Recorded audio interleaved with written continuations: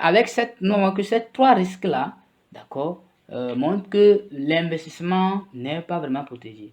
Et donc, un investissement qui est financièrement rentable, mais n'est pas sécurisé, ne tient pas la route. Voilà, donc on est dans le cas d'un investissement qui est rentable, mais qui n'est pas du tout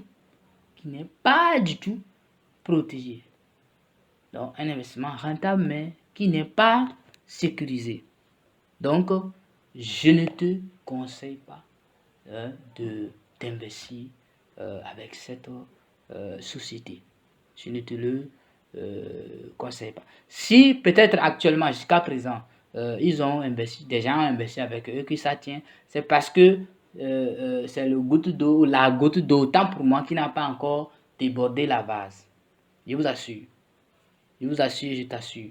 La goutte d'eau n'a pas encore débordé la vase parce que on tomberait dans une pyramide de Ponzi. Parce que si tu comprends bien tous ces risques-là, qui ne sont pas vraiment garantis, d'accord, en fonction de ce type d'investissement que tu fais là, tu vas voir que s'ils arrivent à couvrir, c'est qu'ils prennent l'argent ailleurs,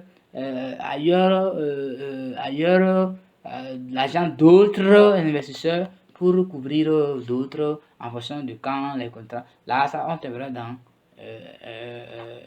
des pyramides de Ponzi. Là, ça fait encore un autre problème. Voilà. Donc, je ne te conseille pas d'investir avec ces sociétés. Donc, merci. J'ai été long, mais c'était nécessaire.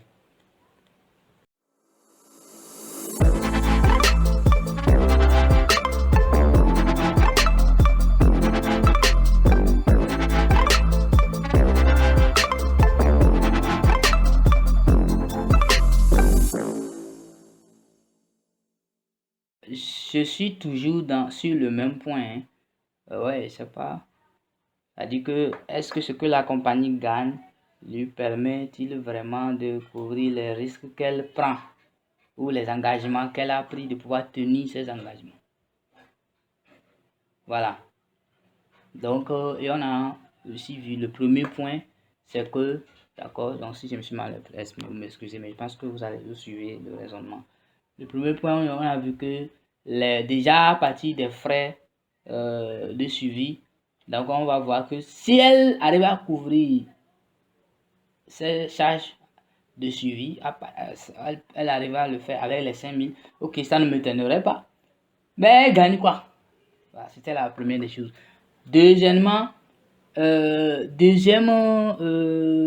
point, et en cas d'accident ou de fuite du conducteur, qu'est-ce que la compagnie a prévu? Voilà. Est-ce que à partir de ce qu'elle gagne, voilà, c'est sur ce point-là qu'on est, c'est sur ce risque-là, c'est ce risque qu'on est en train d'analyser. Avec 5000 francs, en cas d'accident ou de fuite, est-ce que la compagnie peut s'occuper des frais de réparation de la moto? Parce que si par exemple, c'est le conducteur qui a tort, voilà, donc c'est la société qui doit réparer. Voilà. Mais la compagnie fait comment? Est-ce qu'elle peut réparer lorsque elle gagne que 8% des engagements ou des 60 000 qu'elle doit payer chaque mois? Est-ce que en cas d'accident ou par exemple le conducteur a tort, est-ce que vous pensez qu'elle peut elle peut couvrir ça? Elle trouve l'argent où?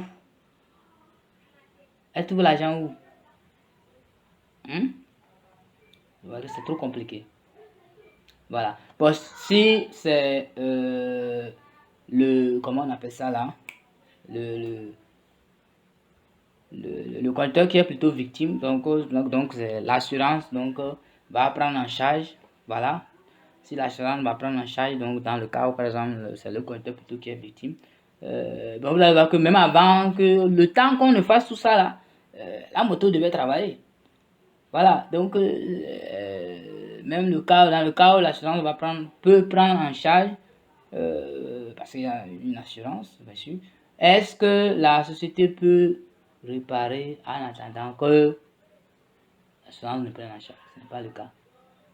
Et n'allez pas me dire que oui, non, je vais en venir, je vais m'embrouiller un peu. Voilà.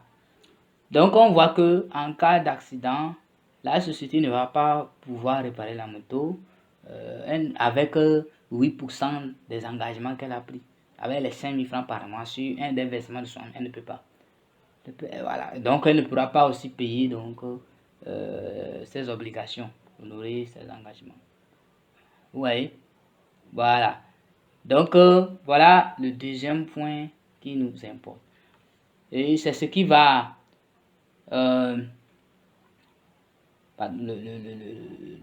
oui. C'est ce qui va nous amener maintenant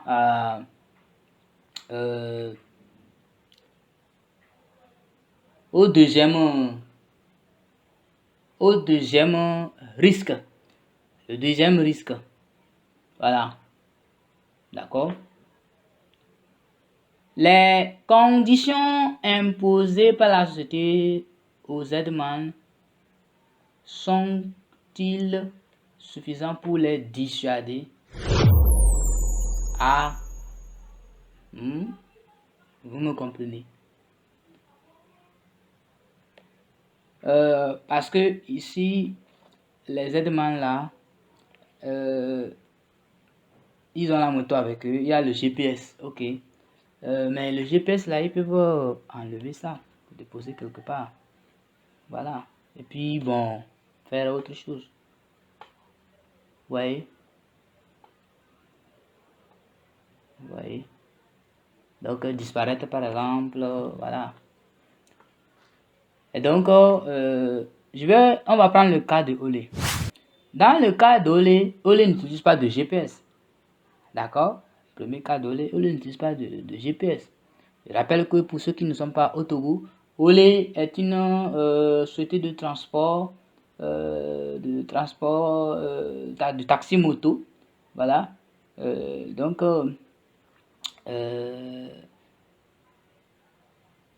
ça sera l'équivalent, c'est l'équivalent de cette société-là qui a invité, qui t'a invité à investir. Voilà. Donc, la société Olé n'utilise pas de GPS. Le GPS peut être enlevé par le truc là, le déposé quelque part, le conducteur, puis il disparaît. Ni vu ni connu. D'accord? Alors, le GPS, c'est juste un moyen de suivi. C'est un moyen de suivi. Ce n'est pas un moyen dissuasif. Ce n'est pas une mesure dissuasive. Voilà. Donc, quand je prends dans le cas d'Olé, Olé n'utilise pas de GPS. C'est une carte magnétique que Olé utilise. Donc, le conducteur, lorsqu'il vient, il doit chaque 24 heures venir déclarer la recette. Il doit se pointer à la direction générale d'Olé avec la carte magnétique. Sinon, la moto va se bloquer. Donc, peu importe où il se trouve, s'il est en train de rouler, la moto va bloquer. Si 24 heures a passé, il n'est pas passé aussi, la moto va être bloquée. C'est-à-dire que la moto, on ne peut plus démarrer, quoi. Parce que c'est avec cette carte magnétique-là qu'il faut démarrer la moto. Vous voyez? Donc, il va falloir qu'il se rende à la... Non, il doit... Voilà, une mesure dissuasive. Vous voyez? Dissuasive. Là, ça passe. C'est correct. Voilà. Je prends le cas de Gozem. Gozem aussi n'utilise pas de GPS. C'est-à-dire que les motos ne sont pas équipées de GPS. Voilà. C'est juste un moyen de suivi. Bon, même s'il le mettait, c'est pas vraiment... Donc, qu'est-ce que Gozem a fait? Donc, Gozem utilise l'application. D'accord? Maintenant, pour que le conducteur puisse utiliser Gozem, d'accord? Gozem, il va falloir quoi? Il va falloir qu'il ait de l'argent dans un compte. Donc, il doit ouvrir un compte sur l'application. Il a de l'argent en monnaie électronique. Donc, il a d'avance de l'argent, donc une somme d'argent sur voilà, son compte électronique via l'application de Gozem. Avant de faire les... Parce que quand il fait les courses automatiquement, donc Gozem prélève, avant même qu'il ne parte, une fois qu'il a validé une course, voilà, Gozem prélève, d'accord, donc sa part de commission, voilà. Et c'est à Gozem aussi de lui finalement reverser donc ça, voilà, son paiement. Parce que quand le client va payer, ça va aller sur l'application, la plateforme, le compte électronique du conducteur. Voilà encore, donc, comme Gozem détient l'argent du conducteur, voilà une mesure dissuasive. On a ton argent, mon ami. Ouais. Voilà. Donc, voilà une mesure dissuasive. Donc, les conditions imposées par cette société aux aides-man là ce sont des moyens de suivi. Donc, c'est très limité. Il faut des mesures dissuasives, comme par exemple dans le cas de Olé de Gozem. Ouais, donc c'est un peu. C'est ça. Troisième risque qui n'est pas couvert par la société. Troisième risque, d'accord, on a les deux cautions. Parce qu'on a vu dans les détails du contrat qu'il y a deux cautions, voilà, que le conducteur doit amener. Et je rappelle que ce sont des cautions morales. D'accord, ce sont des cautions morales. Voilà.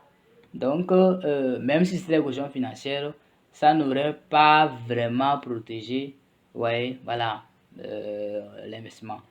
Pourquoi? Parce que la caution ne protège pas vraiment l'investissement. En fonction de ce qui est fait pour des investissements comme ça, voilà, parce que tu donnes de l'argent et tu ne rémunères pas, voilà, des rendements, voilà, chaque mois ou chaque jour. Donc, si par exemple il y a un problème qui se passe, le propriétaire disparaît, le conducteur disparaît, ou bien voilà, maintenant, les cautions là vont être poursuivies. Mais c'est que j'en ai une fois parlé, ces cautions là ne peuvent être poursuivies que pas financièrement, Donc, vous avez dit caution. Qu'il soit même morale, caution, que ce soit caution morale ou financière, d'accord, dans le cas là, c'est des cautions morales, c'est ce que tu m'as expliqué. Mais même si c'était des cautions, ils avaient fait caution financière, c'est que ici là, toi, tu n'es pas un actionnaire. Tu vois, non? Donc, si c'est que tu es un actionnaire de la société là, tu avais la société, tu t'impliques dans la gestion, voilà, de la société, si tu veux. Donc, tu as certains détails et tout sur la gestion de la société. Donc, et par rapport donc au risque que vous avez pris, donc par rapport aux bénéfices générés, donc vous allez donc partager. Mais ici là, ben, toi, tu as juste fait un investissement et tu es rémunéré par donc des rendements. Voilà. Donc, le fait de dire qu'il y a des cautions, cette caution-là ne peut pas être pénalement poursuivie. Il ne peut pas faire la prison à cause de la caution-là qu'ils ont faite. La caution qu'ils ont faite. Ils ne peuvent pas. Voilà. Vous voyez? Donc, si par exemple, le truc là, le conducteur disparaissait, ok, ils vont être cherchés, ils peuvent être poursuivis, mais ils ne sont responsables que financièrement de la dette. Donc, ils disent qu'ils n'ont pas l'argent, ils ne peuvent pas être enfermés parce que ils ne sont que cautions, ils ne sont pas garants. Voilà. Donc, et c'est là-bas que il y a des gens qui font des erreurs au niveau des termes, disent que oui, donc lui là est caution, il se porte garant, qu'il est une caution en cas de problème, donc il garantit qu'il va, voilà, vous voyez. Ou alors on a carrément une auto qui dit qu'il est caution. Voilà. Donc, lorsqu'il va avoir un problème, il ne peut pas être poursuivi parce que la caution n'est responsable que financièrement de la dette. Donc, en fonction des moyens qu'il a, il dit que voilà, je n'ai que tel moyen. Même si vous l'amenez l'affaire en justice, il ne peut pas être enfermé, il ne peut pas faire la prison, il ne peut pas être poursuivi pénalement, vous voyez, parce qu'il n'est responsable que financièrement. Donc, peut-être la justice peut faire une opposition sur son salaire ou sur le rendement pour que, voilà, pour saisir. Mais c'est toujours aussi une négociation de comment il va payer. Donc, il peut payer ça sur 5 ans, par exemple. Vous voyez, donc, selon ce qu'il veut. Tu ne peux que négocier, vraiment t'aligner, voilà. Tu n'as pas la force. Mais lorsque c'est un garant maintenant, vous voyez, là c'est le contraire. Parce que selon l'article 27, ouais, 27, je pense bien, de l'acte uniforme relatif, de l'acte uniforme OHADA, relatif aux droits des sûretés commerciales, le garant se substitue au débiteur lorsque le débiteur est vraiment introuvable. Parce qu'on a les preuves, voilà. Bon, donc ça veut dire que on n'a pas, les deux cautions ne protègent pas vraiment l'investisseur. Vous voyez? Donc je ne vais pas rentrer dans certains détails concernant cette affaire de caution garant. Donc peut-être dans une autre vidéo, mettez des likes s'il vous plaît, partagez la vidéo à quelqu'un qui est un salarié qui aimerait investir ou partagez la vidéo pour pouvoir permettre à beaucoup de personnes de suivre la vidéo. Vous voyez, et abonnez-vous pour les nouveaux, les anciens. Merci pour la confiance. Donc, avec cette, nous voyons que ces trois risques-là, d'accord, montrent que l'investissement n'est pas vraiment protégé. Et donc, un investissement qui est financièrement rentable, mais n'est pas sécurisé, bon, ne tient pas la route. Voilà, donc on est dans le cas d'un investissement qui est rentable, mais qui n'est pas du tout, protégé. Donc, un investissement rentable, mais qui n'est pas sécurisé. Donc, je ne te conseille pas d'investir avec cette société. Je ne te le conseille pas. Si peut-être actuellement, jusqu'à présent, ils ont investi, des gens ont investi avec eux, que ça tient, c'est parce que c'est le goutte d'eau, la goutte d'eau, tant pour moi, qui n'a pas encore débordé la vase. Je vous assure. Je vous assure, je t'assure. La goutte d'eau n'a pas encore débordé la vase parce que on tomberait dans une pyramide de Ponzi. Parce que si tu comprends bien tous ces risques-là, qui ne sont pas vraiment garantis, d'accord, en fonction de ce type d'investissement que tu fais là, tu vas voir que s'ils arrivent à couvrir, c'est qu'ils prennent l'argent ailleurs, l'argent d'autres investisseurs pour couvrir d'autres en fonction de quand les contrats. Là, ça, on te verra dans des pyramides de Ponzi. Là, ça fait encore un autre problème. Voilà. Donc, je ne te conseille pas d'investir avec ces sociétés. Donc, merci. J'ai été long, mais c'était nécessaire.